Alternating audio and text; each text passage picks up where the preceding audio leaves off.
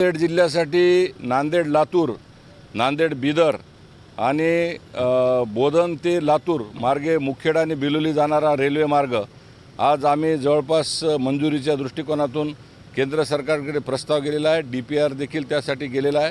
मला असं वाटतं की केंद्र सरकार या बाबतीत तिन्ही रेल्वे मार्ग आपल्याला या माध्यमातून भेटतील। वंदे भारतच्या बाबतीत हैदराबाद, नांदेड, मुंबई अशी नवीन स्लीपर वंदे भारत, नांदेडला आमच्या पुण्याला जाणारे वंदे भारत आणि नांदेड हैदराबाद वंदे भारत या तीन वंदे भारत आणि तीन नवीन रेल्वे मार्ग आजच्या बैठकीतला आमची सफलता म्हणता येईल।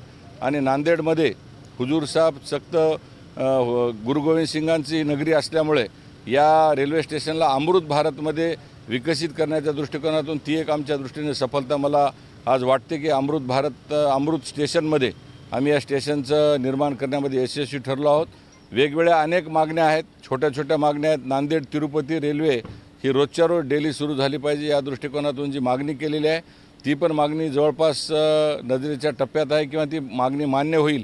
कारण सगळ्याच खासदारांनी आग्रह धरला, त्यामध्ये सुरक्षा असेल, विद्यार्थ्यांसाठी विषय असतील, गोरगरिबांच्या पॅसेंजर ट्रेन असतील, गोरगरिबांच्या ट्रेनचे कोचेस वाढवण्याचा विषय असेल, रेल्वे दर हे गोरगरिबांसाठी कमी करण्याच्या संदर्भातला विषय असेल आणि आमच्या ज्या नांदेड परिसरातून जाणारं जे आमचं जे डिव्हिजन आहे ते 2 डिव्हिजन न करता एकच डिव्हिजन आमचं करावं ही आमची जोरकस मागणी आहे। हडपसर या स्टेशनमध्ये जी पुण्याची गाडी जाते ती हडपसर स्टेशनला न जाता ती पुण्याला किंवा पिंपरी चिंचवडला उतरण्याच्या दृष्टिकोनातून आम्ही आग्रही मागणी धरली, त्यामुळे ती पण मागणी मान्य होईल असा मला पूर्णपणे आशावाद आहे।